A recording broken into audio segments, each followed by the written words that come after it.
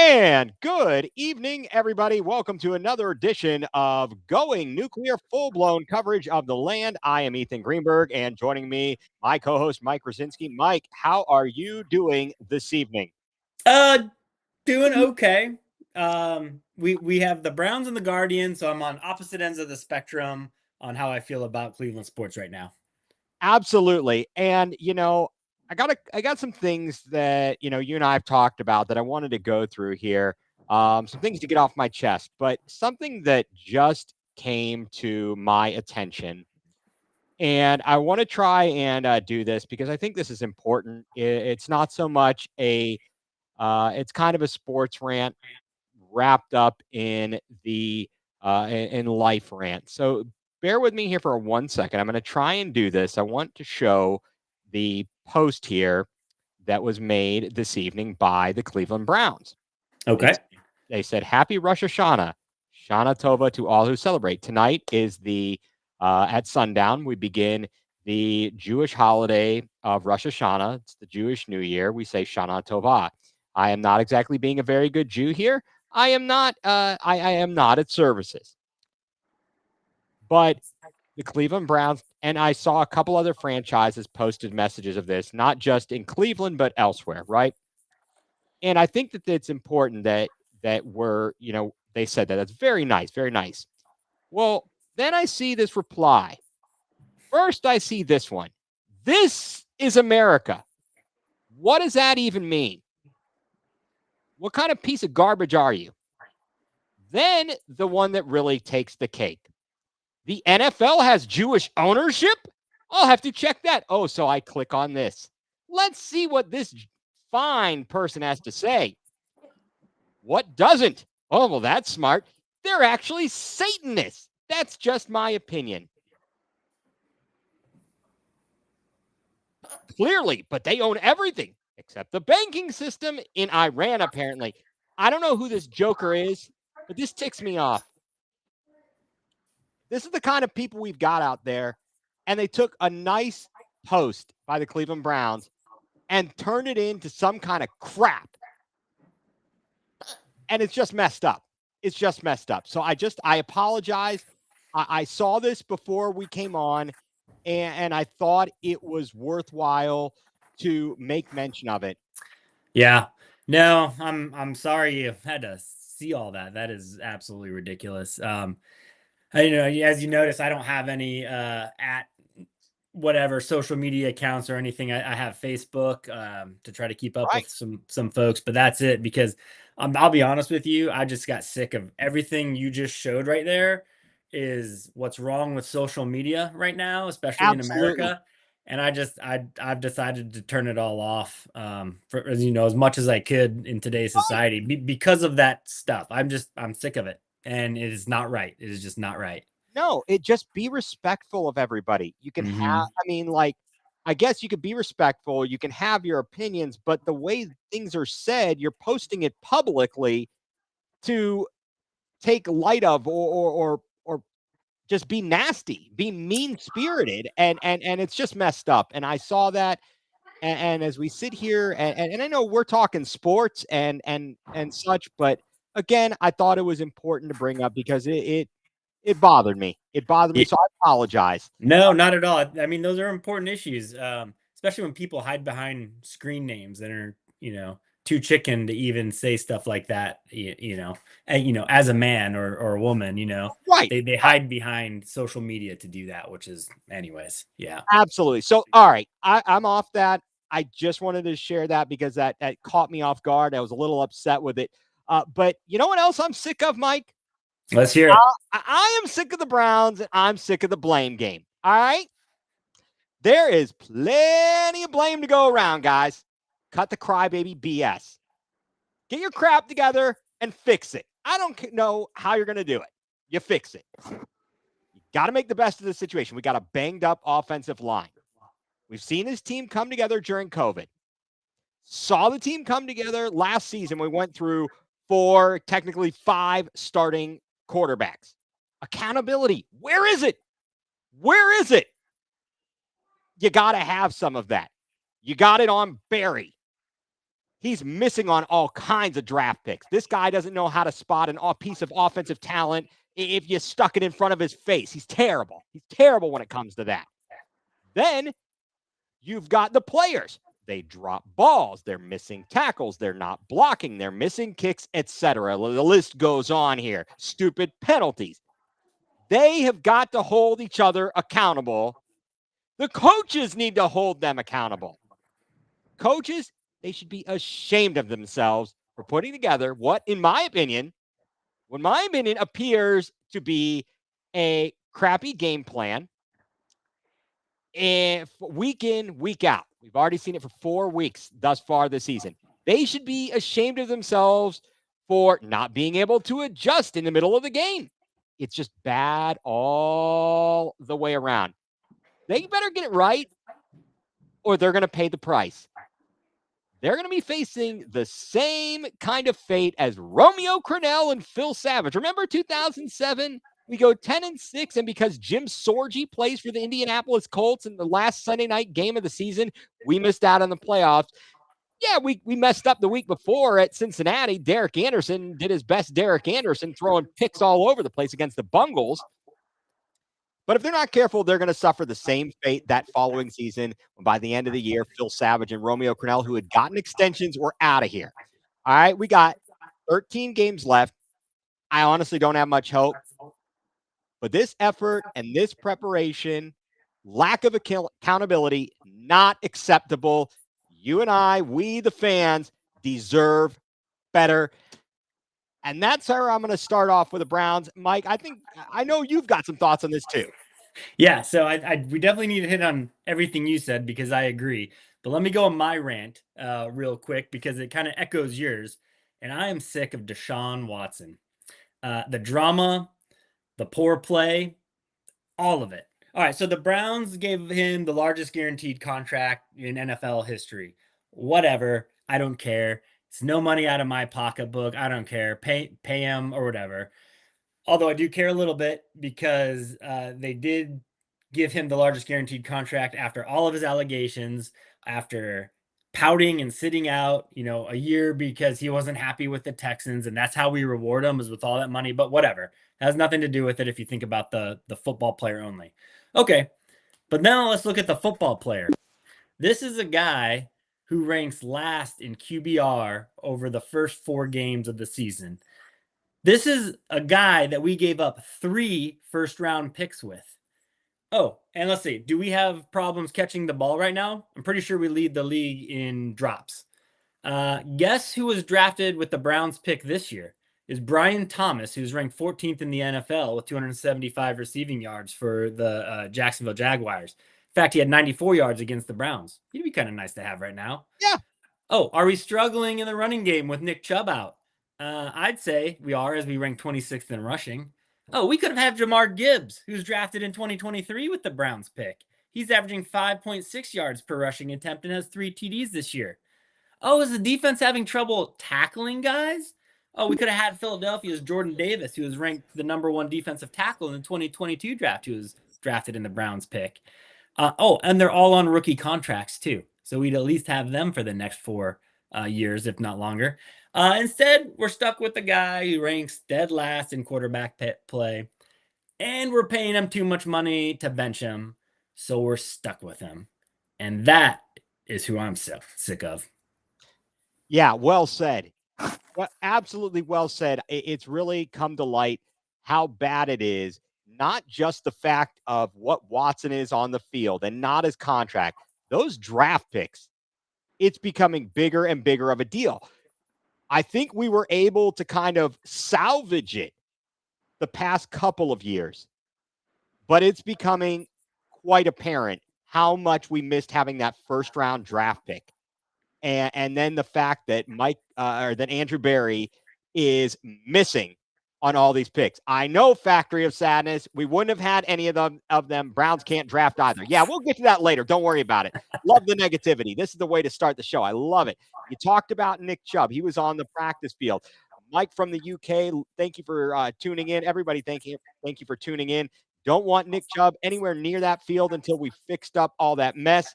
Our offensive line is playing right now. Concerned he'll end up getting hurt again. Well, as long as we're not playing Minka Fitzpatrick, we should be all right.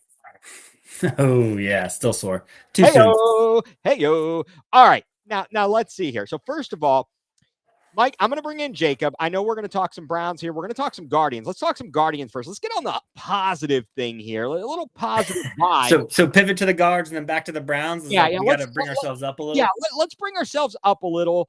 Then we'll finish it off because we're going to the Browns game this Sunday. We are putting ourselves through this. It's for the good of the kid. We're doing it for the kids, right? We're doing it for the kids. Yeah. I don't know which one it is. All right, so let's bring in Jacob here. As we and just so and Jacob, welcome to the show. How are you, sir? I am great. All right, yeah, I'm sure you are. It must be because you're going to school tomorrow, even though the county is closed for Rosh Hashanah, right? What? No. Okay. All right. So listen up. Jacob, I know you don't care as much for baseball, but we went to the Guardians game. We had a good time this summer. And you know what? Yep. It's playoff baseball time, buddy. And Mike, Yep. you and I got to experience it in when they were terrible in the 80s. And then when they got good in the 90s, finally started turning the corner. And when we were a Jose Mesa outing away from a World Series in 97, the rain delay of 2016, the strike zone in 95. So we've been there. We have been close. I don't know where this team ranks. So, Mike, what do you think about the Guardians as they open up the postseason, taking on the Detroit Tigers in the ALDS Saturday at 1:08? Oh, joy. We get a great time to start this game. What do you think about the Guardians and the Tigers in the ALDS? Yeah, let's first comment on Mike Pellegrini's comment there. AL Central is the best division in baseball as both Detroit and Kansas City move on. So 3 AL Central teams of the 4 remaining teams. I mean, everybody thought the AL Central was weak, and no, here we are. So that's great. Love to see that. All small market teams too. So I gotta hope that the Royals can take down the Yankees too, because that would just be great. Poetic justice, and I'd be okay with the Royals, Guards, ALCS. I would as well. I do not want to see the Yankees there. So what do you think? The Guardians and Detroit played very close, 13 games throughout the season. The Guardians go 7-6 over the Tigers, but the Tigers are playing probably the best baseball of any team in the playoffs, at least in the AL, as we've reached this point. Yeah, and they did this after they traded Jack Flaherty too, who was their number 2 pitcher. So the best thing they have going for them right now is Tarik Skubal, who is the best pitcher in all of baseball. Probably will win the Cy Young over Emmanuel Clase, but that's all right. But maybe we won't face him till game 2, because as we were trying to count on our hands before the show started, he pitched yesterday, and pitchers normally get 5 days off. So that's Wednesday, Thursday, Friday, Saturday, Sunday, but the game's Saturday. So maybe we get Detroit's number 2 pitcher against our number 1, which should be Bybee in game 1 at home. I would hope that would favor us. Then we'll take on Skubal in game 2 at home. That would be a tough one. But you never know. I think our number 2 is going to be Boyd. After that, I don't know what we're going to do. But Boyd hasn't been bad either. He has a sub-3 ERA. I know the sample size is low. So I know I'm focusing on pitching right now, but as we've seen, I think that's the key in the playoffs, because we had scores of 3-1 in game 1 for the Tigers. It was 5-2, I believe, today. Yes, and then the Royals won 1-0 and 2-1. So all low scoring games.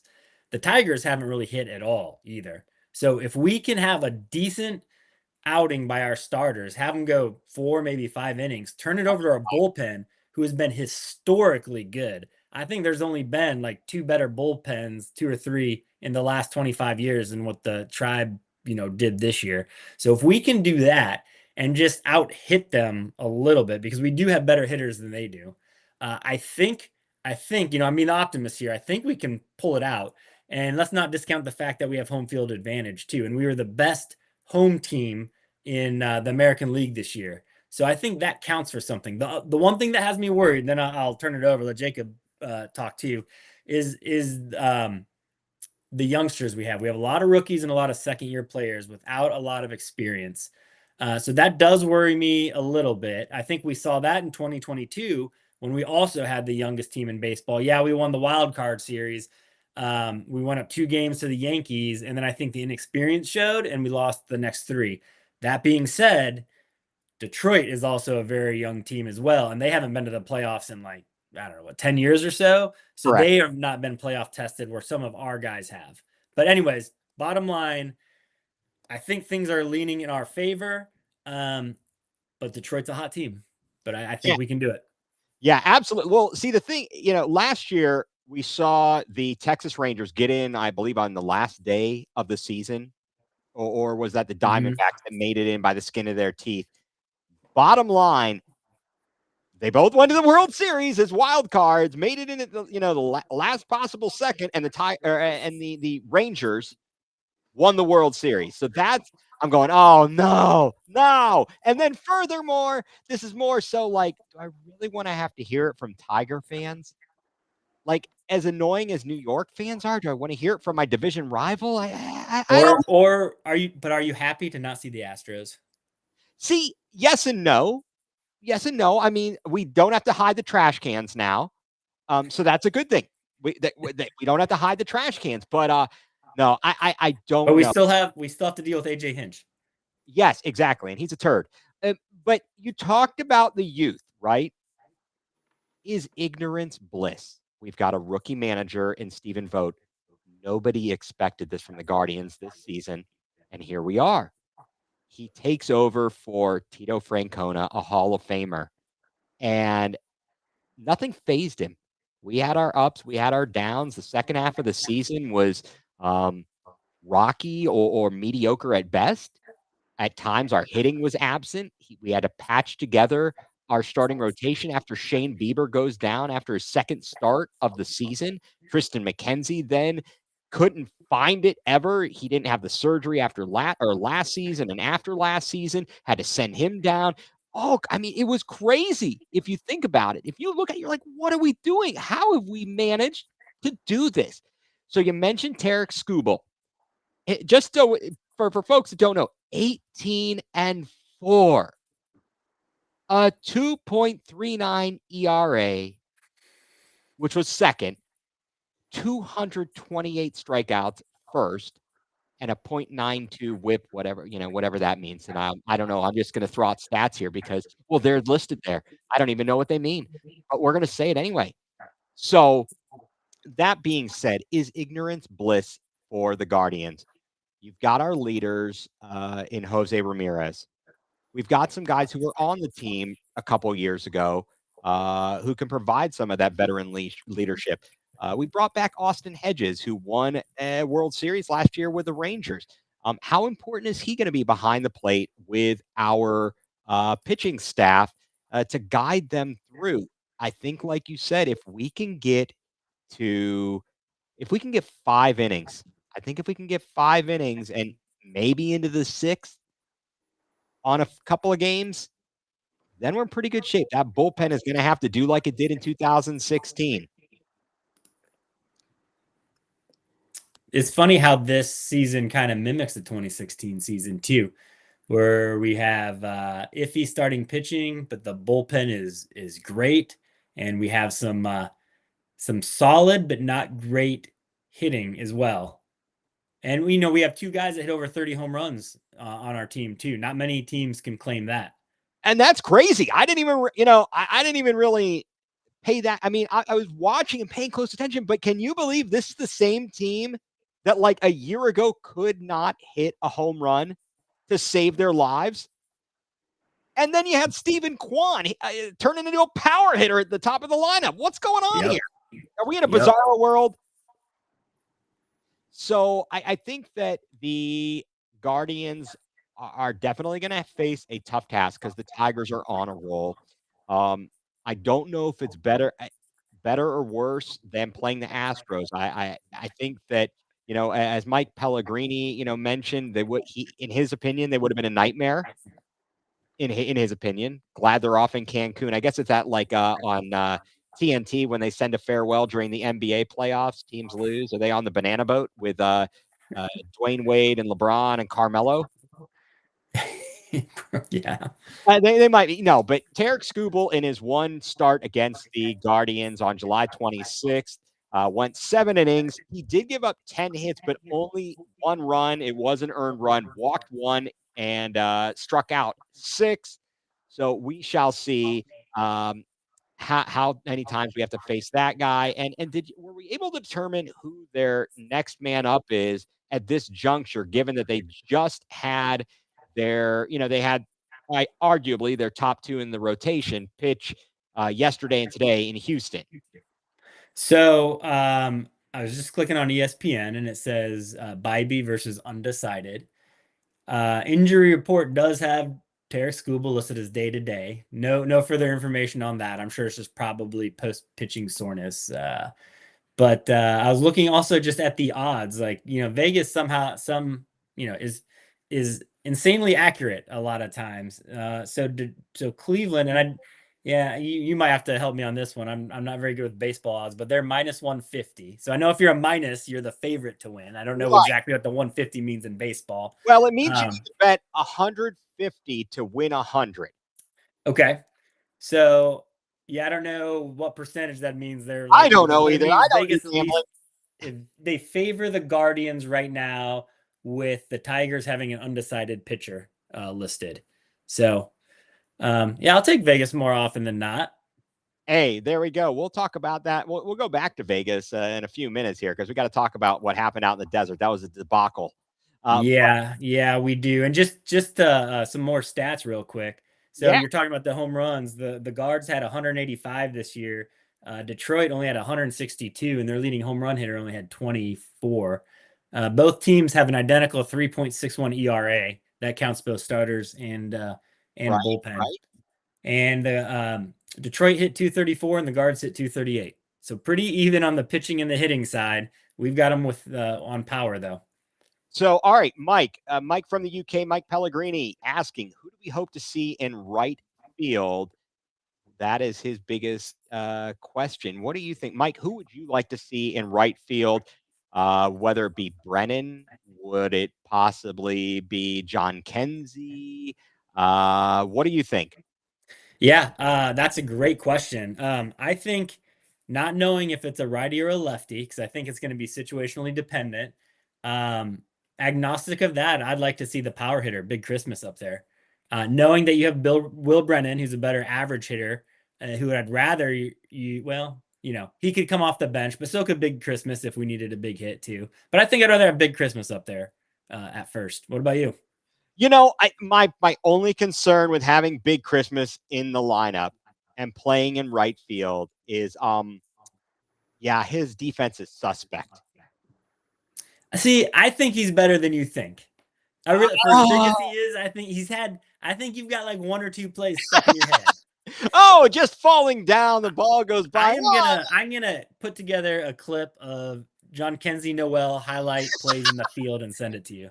Hey, I'm going to put together a clip of Hall of Famer Jose Canseco having a home run ball go off of his head over the fence for a home run at Old Cleveland Municipal Stadium. I showed that to my kids last month, and they laughed their butts off. That was I still enjoy that one.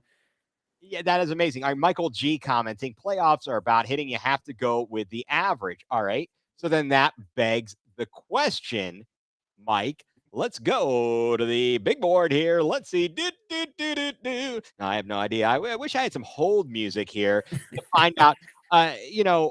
Will Brennan hit, let's see. I'm trying to find his average, 264.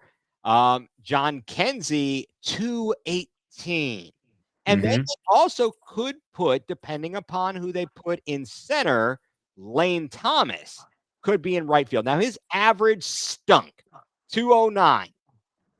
But he was starting to pick things up in the last few weeks there of the season. I don't know. All right. So, Mike, who is going to be the X factor for the Guardians in this series from the plate offensively? So I have all the faith in the world in Jose Ramirez. Right. So I don't think he's going to be the X factor. I think he will perform. I think. So that being said, I am worried about our rookies a little bit. Like we just talked about right field. I'm worried about Rocchio at shortstop. But the X Great. factor, I think, has to be Josh Naylor. He has to perform. He's got to have the big hits. He's batting number 4. He's got to protect Jose Ramirez, and the team kind of goes as he goes too, because we know Ramirez is going to hit. I hope Kwan's going to hit. He's kind of been resurging, of late after his dip. But Naylor, we need that second big power bat that's reliable. So to me, it's Naylor. All right. Now you mentioned this, and I bring bring this up. What about some of the role players? What about Miles Straw, as Mike Pellegrini says? No. We're Yeah. all kidding ourselves. I do not. If I see that guy in the lineup on this roster, I might lose it. The steam might come out of my ears. My head might start to spin around as if we were watching Looney Tunes on a Saturday morning here. No, just no. I don't care how good he is defensively. I can't stand that guy. I'm sorry. I just can't stand him. But whoa, ho, ho, ho. Everybody loves Kyle Manzardo. What do you think? Think Manzardo and the power of the mustache? Why not? He's after he got called back up, he's been doing well. I mean, I think he's the utility guy maybe you keep on the bench when you need that hit. Yeah, I think he's the utility guy I'm going to send out to the tool shed. No, just kidding. No, but so are you not a Manzardo fan? No, I love Manzardo. I'm a big fan. I more so. I just love the song that whoever it was wrote it, and they play it all the time on ESPN Cleveland. Just cracks me up. Because the big thing was, Mike, last year we've talked about this, that you don't listen to much. You don't listen to the Cleveland sports radio. But last year, when the Guardians sold before the trade deadline, and they sold Savali and Josh Bell and so on and so forth, in return, we get Kyle Manzardo. Mm-hmm. And the problem was, at that time, we were like a half game out of first place. Despite not being a great offensive team, we were a half game out. And so local Cleveland radio, they were kind of ticked. And apparently the locker room, the clubhouse was kind of ticked. So much so, they were down in Houston at the time. Management, front office went down to talk to the guys because they were kind of ticked that the team sold and essentially said, yeah, we give up on you. We're done. Mm-hmm. And so it was a running joke about Manzardo because, he's what we got in return. And we're like, come on, Manzardo, and so then they make the song and it was great. But, it was awesome to see him come up. And, hey, it's all good. I mean, it was frustrating at the time. And it was nothing really against Kyle Manzardo, more so as it was against the Guardians and their direction they wanted to head in and not buy in. Rather, they wanted to sell at that time. And you said we gave up Savali for Manzardo, right? Yes. I believe so. Savali, one of the trades, yes. Savali, he only lasted half a year. No, he lasted 1 year in Tampa Bay. They got rid of him this year and traded him to Milwaukee. So they gave up Manzardo, who we still have, for 1 year of performance from exactly. Savali. And I was just looking in September, Manzardo is hitting 270, 5 home runs, and 873 OPS, which are outstanding numbers right now. And so that's a whole month worth of stats there after he came back. So I mean, that's I think we need to find a place for him in the postseason. Definitely so. And Mike, any chance we see Tyler Freeman recalled? I really don't know. I have not heard it's been very mum out of the Guardians as to what is going to happen with their postseason roster. I really don't know. We're going to have to wait and see over the next couple of days. One thing I wanted to add, and this I wanted to get your thought on this, with the proximity, Detroit and Cleveland. Now, Cleveland knew it was going to be hosting knew what the schedule was going to be, knew they were hosting game 1 and they're, and game 2, etc. As far as I know, game 1 has been sold out. Game 1, and so that's Saturday at 1:08. Game 2 is Monday at 4:08. Lovely times. But and there were only a few tickets remaining for the Monday game. Now, I've seen people already, Guardians fans talking, if you're gonna sell your tickets, please don't sell them to Tigers fans. I just don't want to see this turn into 2016 when the Cubs fans were all up in our business in the World Series. Yeah. I don't see that happening. One, it's not the World Series, and it's not, the Cubs, who hadn't won it in forever either, coming. So it's supposed to be this historic thing. It's only the ALDS. It's Detroit, another blue collar city, just like Cleveland is. It's not like, Chicago, the number, was it 3 or 4 market in the US. Right. So they are close. So it'd be easy to get here, a lot easier than Chicago. But I guess I'm not as worried about it as you are, just for those factors. But yes, I would hate to see that. Absolutely. Yeah. So let's hope our fans show up and show out as the Guardians move on to the ALDS. And what do we got? Or should we make a call for Cleveland fans to go to Detroit? Now, I think they definitely need to be there for game 3, regardless. Whatever the series is at, there's going to be a game 3. It's a best of 5 series. They need to be there. I'm looking, and just as an update here on the playoff scoreboard, the only game still going on right now, the Mets are looking to upset the Brewers. Bottom of the 3rd, Brewers trailing 3-1, runners on first and second with 1 down, as Milwaukee tries to save their postseason as the Mets got in on the last day, the split, the day after the last day, right? Splitting the doubleheader. The weirdest way to get in the postseason, and they kept Arizona out. Yes, by split. So like Atlanta, whoever won the first game had 0 incentive to win the second game. Exactly. So yeah, I don't know. And speaking of pitching, I hadn't even thought, if I have to see Nick Sandlin, I'll have to grab myself a dozen pillows. Yeah, Sandlin's 8-0. He's got a better record than a lot of starters. Is that because he gave up the lead and then we came back? Maybe, but if you look at the record, that's all-star quality numbers right there. Okay, all right, Mike. That's come on now. This is ridiculous here. All right, but you know what? I want to talk about the fans and showing out. Did you happen to watch that travesty unfold on Sunday as the Browns took on the Raiders? Do we have to talk about this? I think it's important. It's one of those things. We'll chat. It's not important, but we'll talk about it because it's interesting. It is interesting. Is it interesting? I don't even know anymore. It's good fodder. It's good for fodder. Okay? Yeah. But depressing. Now yes, it is that too. But it's a high risk, high reward move to be a Cleveland Browns fan. They win, you're like, oh, it's the best. They lose, you're like, son of a, and you have so many reasons to be angry. So the Browns, if you didn't know, Mike, they or not the Browns, but a travel agency, True Fan Travel, was selling packages of travel, for fans to fly out.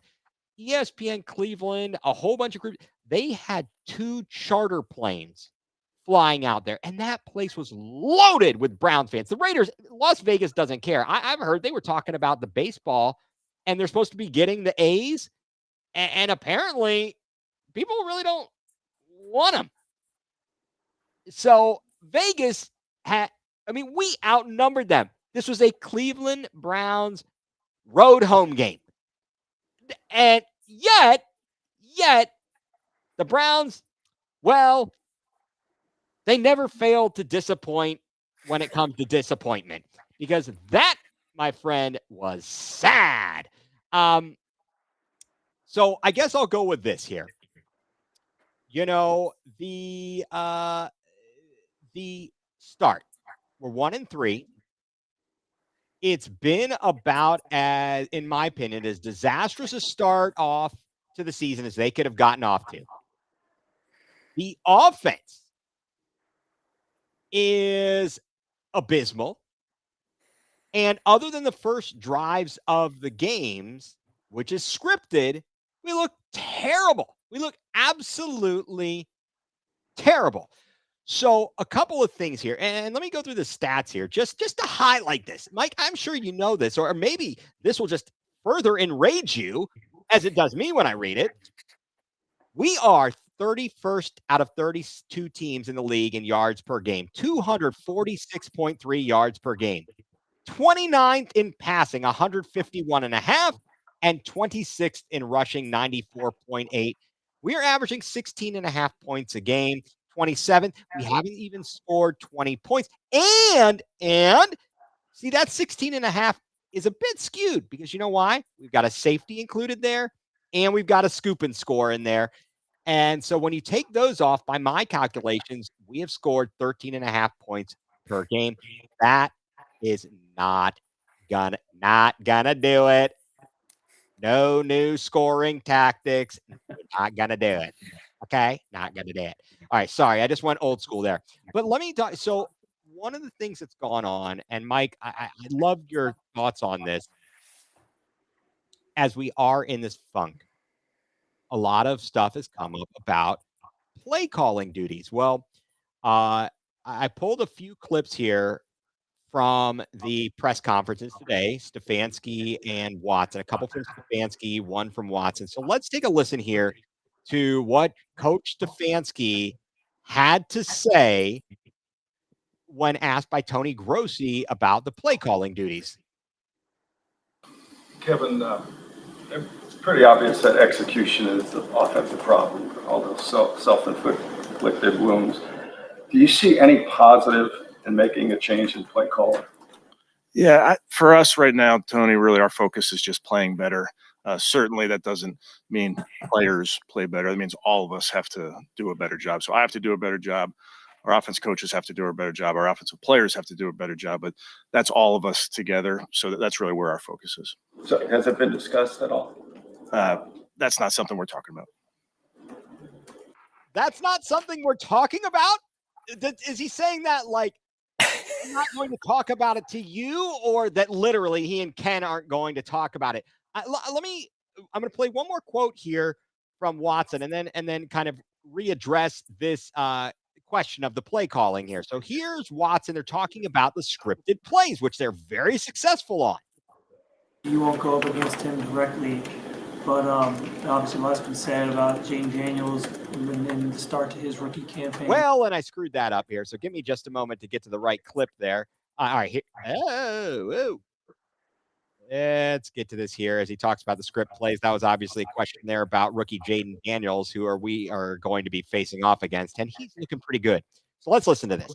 So, Sean, you guys have been very good on your first scripted drive of the game on offense, but it seemed like there's just a rapid decline in mentality and game planning right after that. What do you attribute that to? First off, I don't think the mentality changes or anything like that. People got to make adjustments. Not every drive is going to be positive and going to end up in points. That's what we hope for. But, it's hard to do in the NFL. So, the first drive, we start off fast. We just got to continue to keep pushing forward and doing what we're doing and build off that confidence and that momentum that we have on that first drive. And if we can do that, then we can create some more positivity on the offense and more points. So, that's that. We just got to continue to play each and every drive like it's, that final drive that we need some points. Sean, obviously you won't go. Well, first of all, don't talk about things like the last drive because we can't do that very well. That's a sore subject as well. All right. That's not a good callback when you've lost the game 2 weeks in a row because you can't score on the final drive. Exactly. So my question is this. We're scoring on the first drive, right? It's scripted. I understand that teams make adjustments. So let me just ask this. When you see that, I don't know, what do you think about that? Because people are saying, oh, well, should somebody else be calling the plays? Because clearly he's called those plays. They've planned them. They even were able to overcome like a penalty on the drive against the Raiders, and they overcame it and they scored a touchdown. Does that say that Stefanski needs to give up play calling? Mike, I'll go to you first. Why don't they just script the entire game? Why not script all the plays? And then if they're so good at scripting the first drives, script all the drives. I mean, I guess to me, it's I guess it shows that the defense is adjusting and we can't readjust. So is that on the play calling, or is that the game plan that they developed the week prior that probably is the offensive coordinator developing the game plan, not just calling the plays? So to me, that's like a Ken Dorsey thing. Um, what has Ken Dorsey shown this year other than that we can't score 20 points a game? I don't think that's all on Stefanski. I think it's on Dorsey, and I think that's on Watson. And the reason I believe that is because that's what's different this year than last year. All the other pieces are the same except for Dorsey and Watson, and we've gotten worse. Exactly. I don't know, Jacob. What do you make of those comments and the thought of should we switch the play caller? Where do you fall on that? I think it's too early to switch to play calling. 'Cause I think it's a lot to do with the game plan. We just need a better game plan. And then even then, we need much better execution after the first drive, which is scripted. And I don't know what that entails and how that is done. I'm not sure. Absolutely. And so we talk about the adjustments and the errors that we're seeing because it is all these little things. And so they asked Stefanski about that, the mistakes and what they're doing to address it. So let's listen to this and then we'll address it. Caliber player. These last couple of weeks there have been mistakes with multiple key pieces on this team. So how are you as a coaching staff kind of attacking that going into this pivotal week? I think it's so important, and we talked about that some this morning, is in order to do your job on Sunday, you just have to make sure you're ultra prepared Wednesday, Thursday, Friday. We don't need guys to do more on Sunday. We just need to do our job, and that's pretty simple. So guys work very hard. They work hard in the meeting rooms, hard in the weight room, hard in the practice field. We just got to make sure that we lean into all that hard work so that we can just do our job on Sunday. Good. Okay. So essentially, he's saying they're working hard on the field and in the room. Bull crap. I'm calling BS on that, friends. And if it's not, and I blame that on the coaches in the front office. You mean to tell me these guys have worked that hard and this is how crappy they play? You mean to tell me DeJuan Jones can't block somebody and they're letting guys run free all over the place and Watson's got 2 seconds to throw and then he's running for his life? That is crazy. Don't give me this BS. I know they've got a deal with the NFLPA that protects the players and doesn't allow them to practice as hard, as long in pads, etc. But everybody else seems to be able to do it. What is wrong with these guys? Yeah, let's let me call back to the first Stefanski quote because this is my favorite one that you played, and I hadn't heard this before. Our focus is on playing better. Well, brilliant. Brilliant. Thank you. Like, yeah, earth-shattering news, Wow, Kevin. really? Couldn't have Thanks. guessed that one. Yeah. And let's not forget that these teams we've played, they have a combined record of 5-11. And 3 of those wins were against the Browns. So, I mean, this is just sad. They're not even playing good teams, and they just look disjointed. Let's not forget the fact, too, that, like, Deshaun was the most sacked quarterback in the league when he played in Houston. So I know there's a lot of focus on the offensive line, but it's a lot on Deshaun too, just holding on to the ball, and he scrambles, but he can't make the plays like he used to back then. I almost feel like it's the wrong fit. Like Stefanski is a coach that likes a pure pocket passer. That is not Deshaun Watson. They don't fit well together, and they're trying to make it work, and they're trying to force it, and it's not happening. Okay, so with that being said, Stefanski, I would argue, has been pushed into a corner here. And this goes back to the opening. And I'd like, I think we're in agreement on this. Tell me if I'm wrong. It starts with the owner. Our meddling owner went to Andrew Berry. He said, do what you have to do. We've got to replace Baker Mayfield. Deshaun Watson is crying on the bench in Houston. Let's get him. Damned if that fits with Kevin Stefanski and what he does. We want to get him, right? 100%. Okay. So now, and good point, Michael, square peg in a round hole. And as Factory of Sadness said, thank you. That's your coach of the year. Now, I don't have, yes, that was a brilliant comment, but I don't have as much of a problem with Stefanski yet, maybe. Okay. He's had some moments, but overall, as I said, he's guided this team through a lot, right? So you've got the meddling owner causing all this, tumult. He's making these changes and forcing these things. I just got into a spirited conversation this afternoon with somebody on Twitter about about Stefanski, the play calling, and Watson and the fit for it. And the question I said is, well, isn't it a two-way street? Why can't Watson learn how to play in somebody else's different style of offense? You're a professional. Aren't you supposed to be able to adapt to these things? Or are you not good enough? That's a great point. I mean, I get it. Different players have different styles, and we've seen in the past in the NFL, not with the Browns necessarily. Remember when they tried to change like Colin Kaepernick and his style and what he was doing, and that was an absolute failure after Harbaugh left there in San Fran. And RG3, they tried to do more things to him because he was, he kept getting injured, trying to run, so they wanted to have him throw. I understand that different players have different strengths, but I really don't see why the type of offense Stefanski wants to run and has successfully run with numerous quarterbacks. Watson can't manage to run that. Yeah, that's a great point. I mean, you look at other franchises too, like Baltimore, who went from Flacco to Jackson, completely different quarterbacks. They made that work. Well, Harbaugh, I think, as much as it pains me to say it, is a really good coach. Absolutely. But the thing that really worries me the most, though, out of all of this talk, is that Haslam's going to fire everybody, and we got to start over again. Because the one good thing we've had over the last 4 years is stability, and at least we've had decent teams to root for, unlike the first 20 years of the rebirth of this franchise. I want to see Barry and Stefanski stay just for the stability's sake. Right. Let's put a decent team on the field that knows what they're doing, and they can at least do that. I do not want to start over again. What about Deep Podesta? I don't know.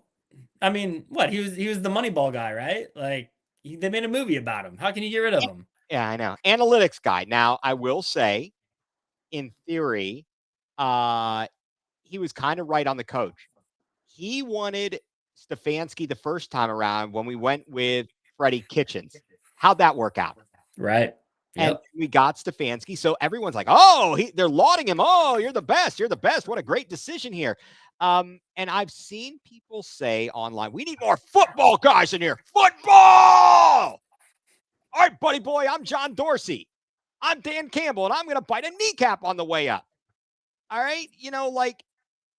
Different things can work in different places. I think that ultimately we've had a lot of success, and we've been, I think, I know that this is kind of simplifying it, but in the Stefanski era, I would say, and this is where they got desperate and they took this major risk. I think we felt that we were consistent, good, better than average quarterback play away from rising to the top of the AFC and potentially making a run to the Super Bowl. Am I alone here, or is that kind of the impression? No, I think that's exactly why they went out and got him. Yeah, and it hasn't worked. It was a high risk, high reward type of situation, and it has not worked out for them. All right, well, let me, and as Factory of Sadness points out, they have this great wine. I think they sell it at maybe Food Lion. Get rid of Stu Pedasso. Yes, I don't like that guy either. Stu Pedasso, get rid of him. No, which of you been more disappointed with, guys? the offense or the defense?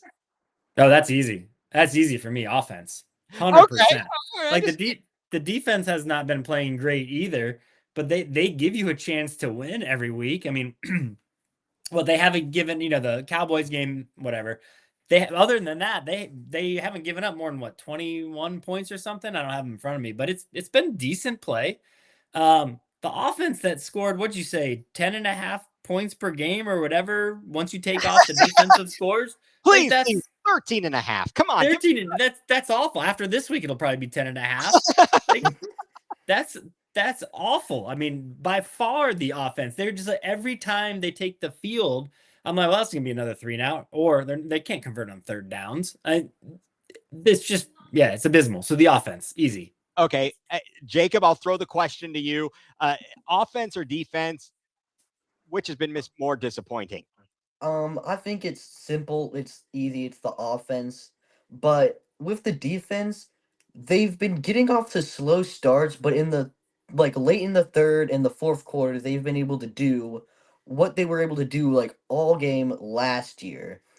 But what needs to happen with the defense, they need to get off to a better start. They have to be able to stop these horizontal plays, and they can't do that right now. But even if they can do that, I don't think the offense could win regardless. Yeah, I mean, I think you're right. And so my answer actually is I'm a little bit disappointed. Michael G commenting, talking about the Cowgirls. They scored 21 points. I know yeah, I don't know how many they scored early on. I mean, what was I can't even remember the final. It was worse than it was 33-17. But I would say that the defense, based upon where they were last year and the fact that we pretty much brought everybody back, I'm kind of disappointed. We have gotten nothing. Where's the Darius Smith? Have you seen him? I think I saw his face on the side of a milk cart. Okay, No. where's Obo? But here's the thing. You're talking about the defense, but last year we had PJ Walker, DTR, Joe Flacco, Deshaun Watson. They all were able to win at least one game, and we were able to figure out how to do that. Why can't we do that with Deshaun? It's an excellent point. I'm just making the counter argument, sir. Sir, no, no. I'm just saying it's kind of funny that, like, where are these guys? What are they doing? Martin. Okay, here's my next question. Has Martin Emerson regressed? Certainly seems like it. I mean, they were picking on him all game last week, and I think they finally switched. Didn't they switch Ward off of whoever he was guarding? Well, in the game against the Giants, they finally moved Ward over against. I can't think. Why can't I think of the guy? Malik Neighbors. Neighbors, yeah. Then last week they, they sort of they moved Emerson off of whomever, and they put Greg Ward on the Greg Newsome on the outside, and so it was terrible. And Factory of Sadness, you make a good point. Where are the turnovers? I just We didn't have turnovers last year. That Not was- that much. At least not in the early portions of the season. Exactly. So, but I agree. I do think that overall the offense is certainly the most disappointing part of the team. I don't know, Mike. Kind of just and Michael G, as you said, the offense isn't helping the defense. Yeah, that's a really good point too. The defense is on the field a lot because of our 3 and outs. Well, right, but then the defense gives them a 15 play drive. They can't get off the field, and then they commit a stupid roughing the passer penalty that keeps the thing going. How do you not intercept the ball that's through your hands? Will you do something right? Will you help out Myles Garrett, for crying out loud? Michael Hall.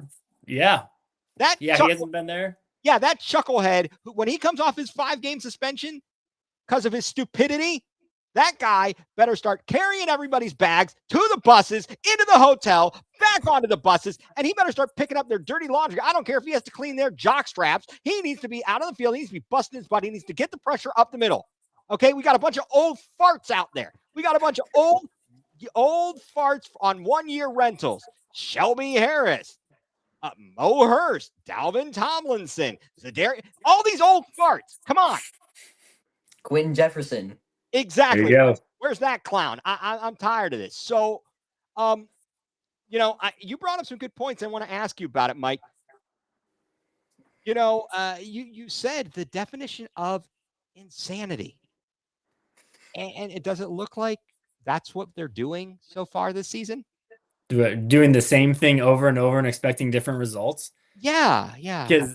Because the offensive game plan is the exact same. We'll have a scripted first series, and then we won't do anything else. The defensive game plan seems to be the same thing. We'll have a crappy first half, and then we'll kind of lock it down in the second half when it's too late. And they haven't made any adjustments. Zero I've seen since week 1.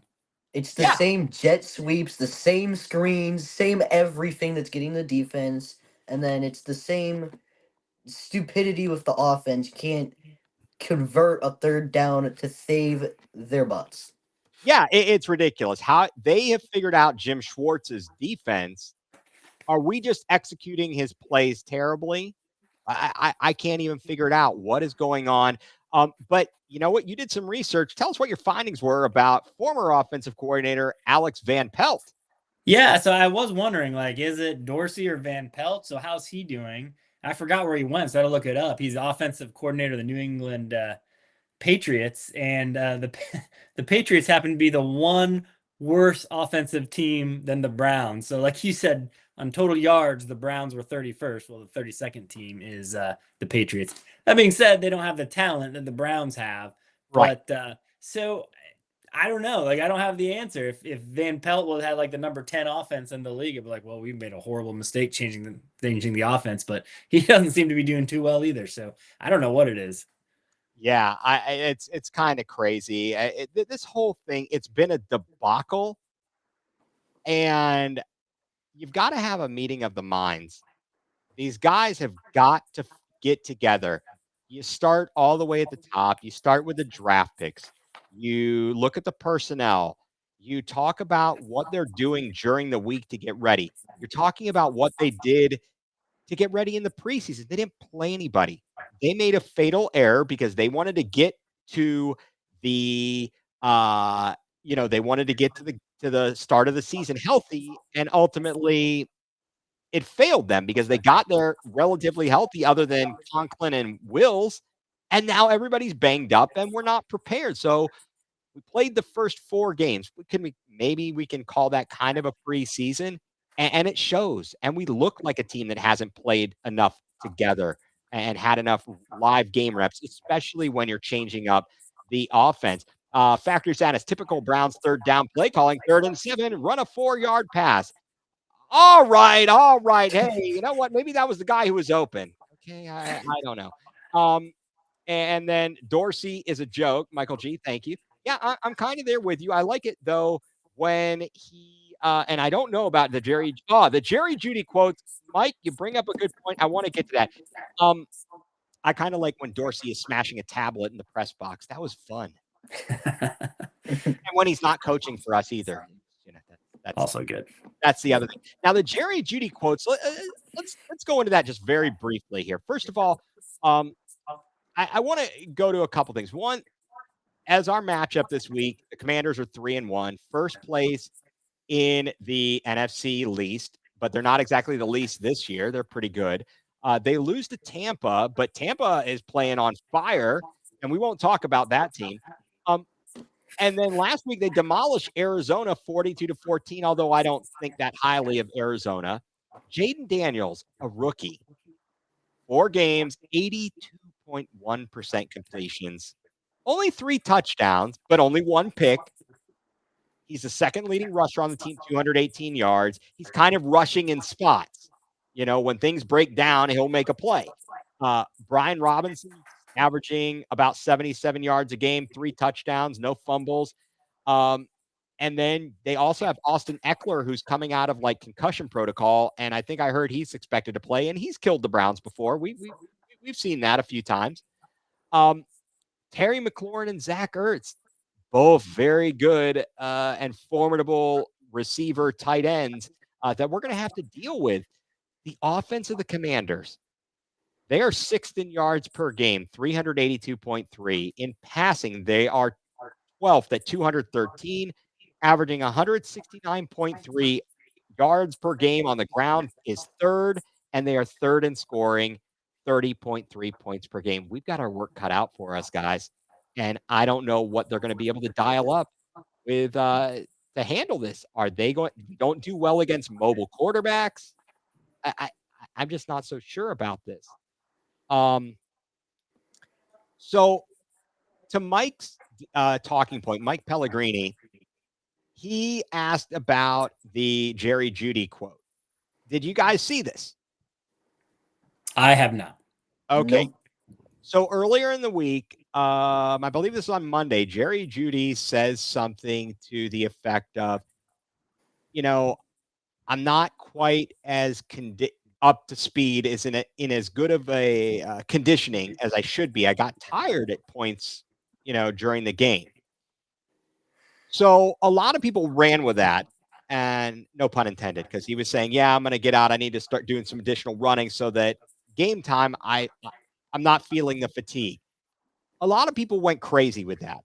And I agree. It's kind of crappy that he didn't have himself in better shape. I like the fact that he's willing to admit, kind of like a couple weeks ago, Cooper said, I haven't been practicing hard enough, or whatever it was he said. So I think that Stefanski didn't make much of it. He was like, his response or to the Jerry Jeudy comment was essentially, and I apologize, I just want to see if I can find this. Okay. I think he's in plenty of good football shape. Of course, there's going to be plays when you're, I think back to the play that came back, the 82-yarder. The guys were tired, needed a blow. So you're going to need a break here and there, but he's always going to continue to put himself in position to be able to stay on the field. Okay, he just said nothing. He said a lot and nothing at the same time, protecting his player. I'm not upset with Jerry Jeudy. He's about the least of my worries this season. He's looked like one of our best offensive players. Yeah, quite frankly, he has, because Cooper has been inconsistent. Obviously, having a ball go off your chest and get intercepted when you're at least going to be in position with a catch, move into field goal range and tie the game up, that's kind of bad. And a couple other clutch or key drops in the prior games.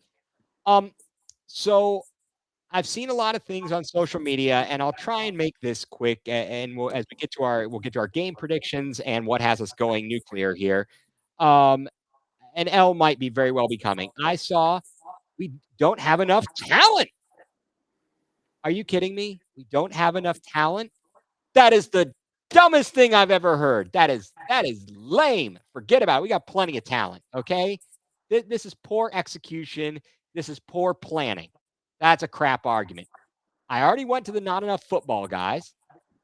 We talked about Stefanski giving up play calling. Then, this is a good one, guys. Hey, wait till you hear who our savior is going to be. Oh, okay. Wait a second. This is a good one. Greg Little Jr. Yeah. Hands of stone. That guy was great. Can't wait until Vrabel is named head coach. What? He's more likely to end up in Ohio State after Ryan Day gets beat by Michigan again this year and disappoints us all. Right. So Yeah. I have seen a lot, and I think we're going to have to delve a little bit closer to the time of the season and the draft.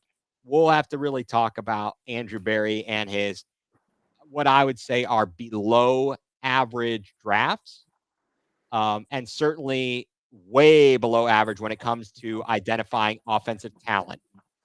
He has certainly been pretty subpar when it comes to that. And as you pointed out, not having first round picks that we lost as a result of the Watson trade certainly did not help the cause here. So let's move on here as we are running a little bit late, and appreciate everybody sticking with us a little bit long here. Let's go to our week 5 NFL picks.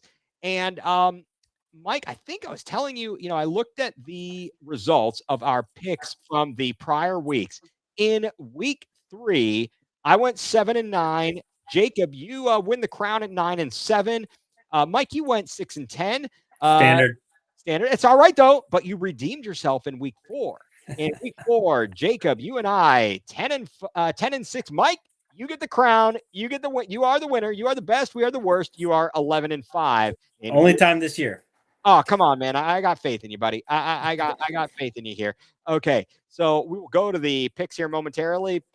Please keep an eye out for the comments here. And let's go to the week 5 picks for the NFL. And let's share that. And zoop-a-doop-a-doo. All right. For week 5, we start off with the Buccaneers and the Falcons.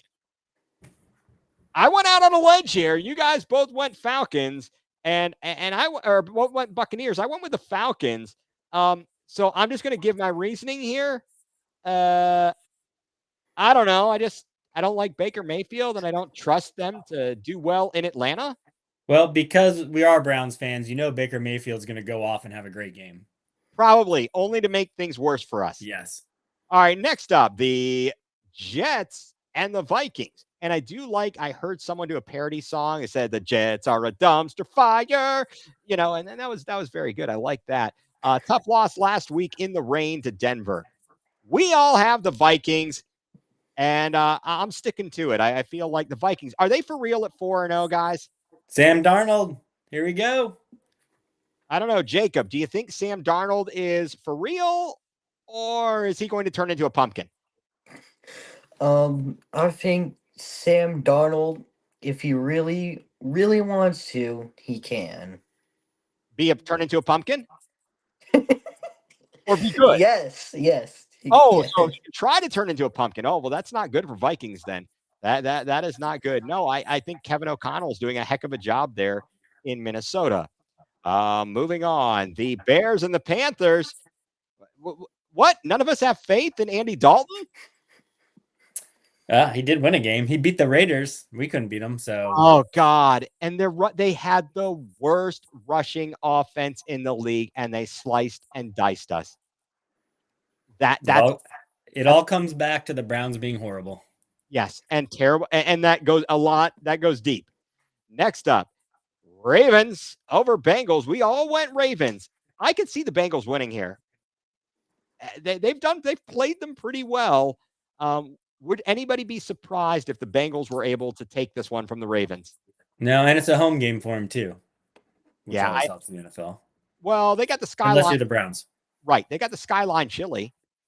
Yeah, maybe somebody run to the bathroom. Yes, exactly. You read my mind. Next up on the slate, we've got Dolphins and Patriots, and this one is looking to be like a matchup in the toilet bowl here.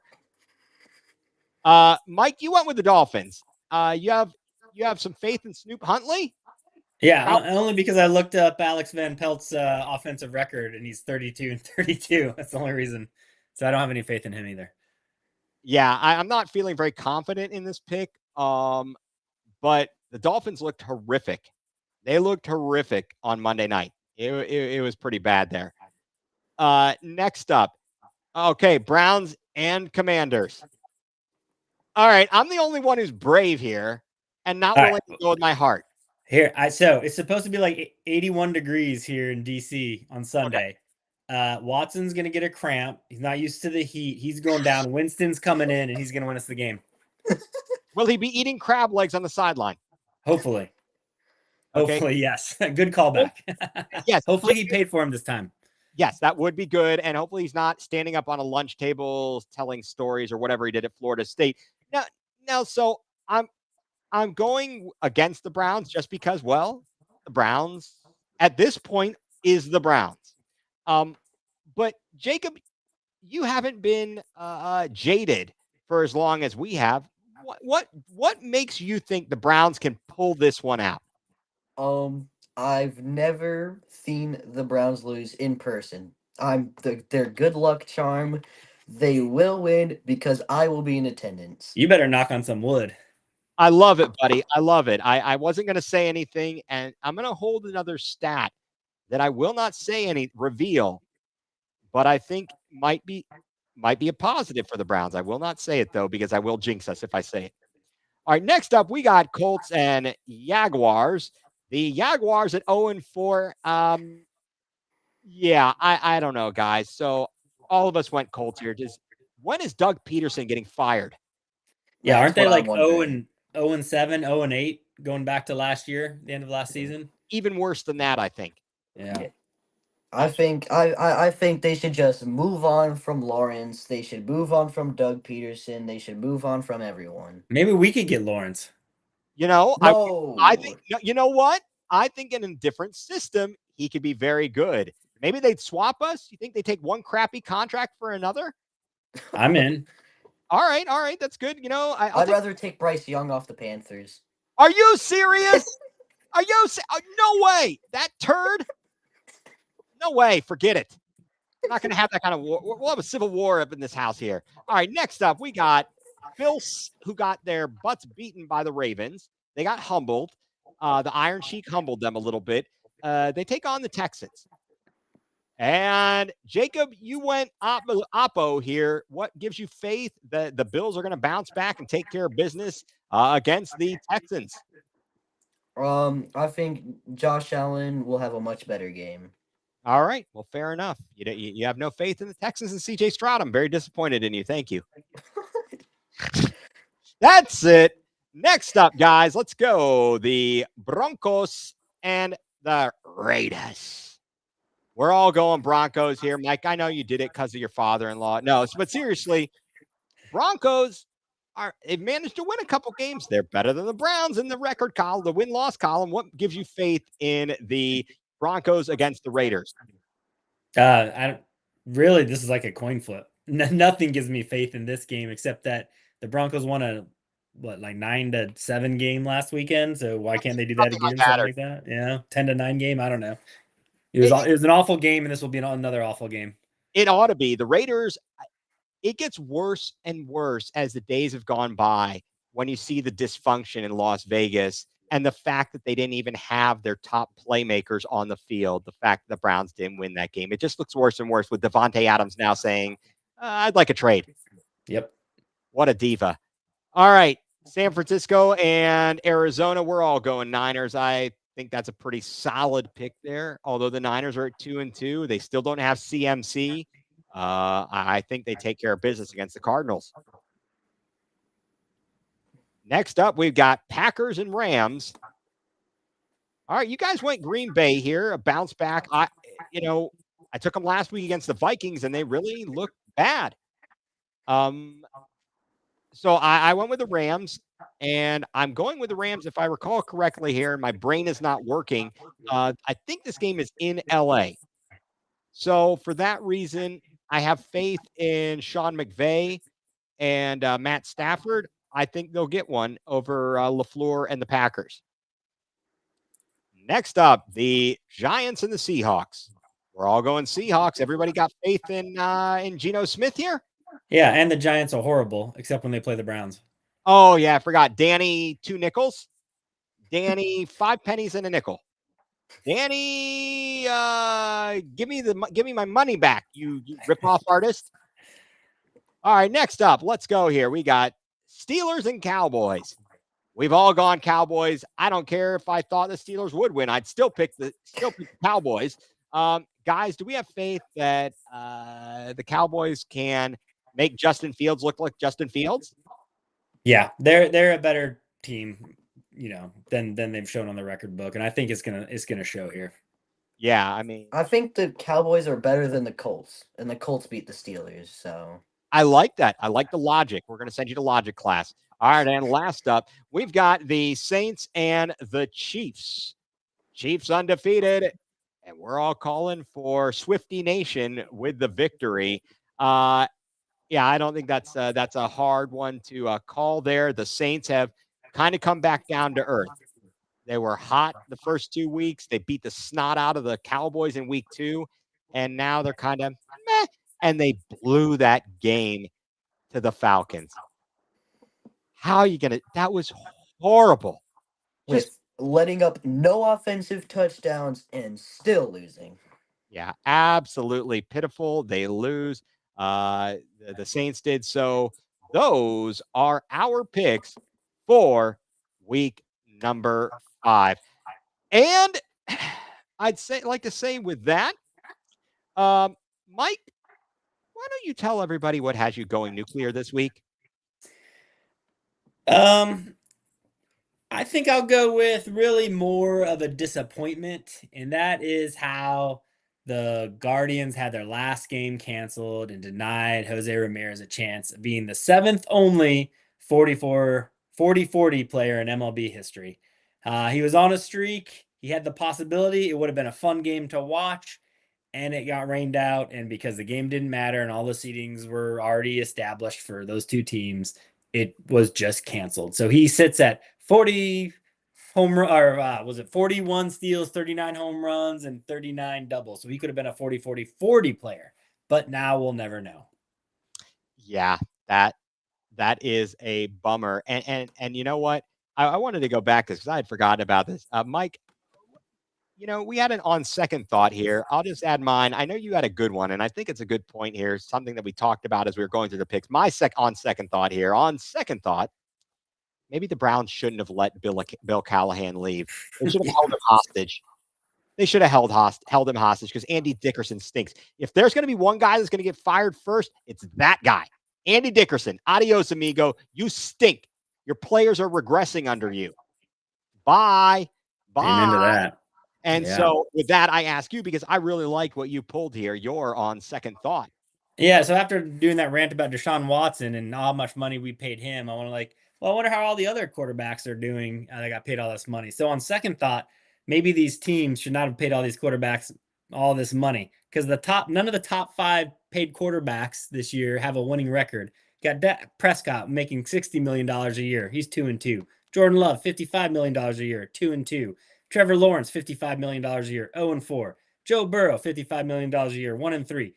Toa Tagovailoa, $53.1 million a year, 1-3. And then you got Sam Darnold, $10 million a year. He's 4-0. Baker Mayfield, $33 million a year. He's 3-1. Justin Fields, $4.7 million. He's 3-1. So I don't know. Maybe we should rethink what we're doing. Let's not even get into Deshaun Watson and his contract. By the way, one last stat I have for him. He is 9-7 as a Browns quarterback. He's only played 16 games. Right. He's been here 3 years. His opponents that he's played have a 102 and 116 record. So he hasn't even been playing good opponents. They have a losing record, the teams he's been playing. Anyways, I'm done. No, I got you here. And Mike points out the extra dose of the NFL this Sunday with Vikings Jets being played in London. Just go Vikings. I hate Aaron Rodgers. I really hate that guy. So, what has me going nuclear, Mike, and I touched on this a little bit earlier, is this. It's the Major League Baseball playoffs, and it's that time of year again where the national media is going to crap all over Cleveland. One, they're going to overlook the Guardians. They're going to be focused on whatever big market team is playing. They're going to focus on the Yankees. They're going to focus on the Mets. They're going to focus on the Dodgers. Now, the AL Central has forced their hand. Now they got to talk about mid-market teams. Now they got to talk about Detroit and Cleveland in the series. So they can't just sit there and play favorites. They got to talk about Kansas City and New York. Bobby Witt, an amazing story. But, so they're going to have to focus on that. And we'll see what happens out in the NL. But we're going to be overlooked. We're going to be underappreciated. We're going to be stuck listening to everybody falling all over themselves for as long as the Mets, Yankees, Dodgers are in the playoffs. It's sickening. It has turned me off to the point where I don't watch the national media coverage because I don't want to listen to the crap. I don't want to hear them talk just all over themselves for these other teams and give no respect to the Guardians. And I think I'm going to have to sync up Tom Hamilton for the games to avoid listening to them. People don't appreciate what a great sports city Cleveland is. And it's sad. Regardless of the number of championships we've had, there's very few fan bases that are that are on the same level as Cleveland fans. For all the stuff that we've gone through, we're still there. We still come to the games. We still waste our money to watch these fools. That shows the kind of fans we are, and the national media does us no justice. Yes, they are Stu Pedassos. They are Stu Pedassos. So with that is what has me going nuclear. By next week, when we get back together, we will have stories from Washington, D.C. as the Browns take on the Commanders. We will get a chance to talk about what's going on in the MLB playoffs, see where the Guardians stand, as games 1 and 2 will have taken place on Sunday or on Saturday and Monday. And I believe, Mike, is game 3 scheduled for Wednesday. It is Wednesday, Thursday are 3 and 4. All right. So by the time we come on next week, we will know what's going on in the Guardians and see whose heads are spinning, who gets fired, which fans are the worst, how bad Washington State, FedEx Field is, or whatever they call it now. How bad. And remember, don't just let them give you the souvenir cup. You can ask for a smaller one. It's rather expensive there. Okay. I've made the mistake before. I won't make it again, guys. And Jacob, I apologize. I'm not going to let you get Deshaun's autograph this time. Okay. Oh, I already have his autograph twice. I know. I don't need it again. I don't need that Did you fraud give it autograph back to him? again. Do you want to take it and give it back to him? No, I'm good. I have some other signatures on there, but Oh, right. it's just there, It's there. It's there. I'll deal with it. It's fantastic. So, anyway, guys, thank you to everybody for tuning in, for commenting. Jacob, thank you for coming on again, providing your insights. Love it. And Mike, thank you for all your hard work, all your insights. We are looking forward to a fun time at the Browns and the Commanders and watching the Guardians in the playoffs. And so for Mike Rasinski and for Jacob Greenberg, I'm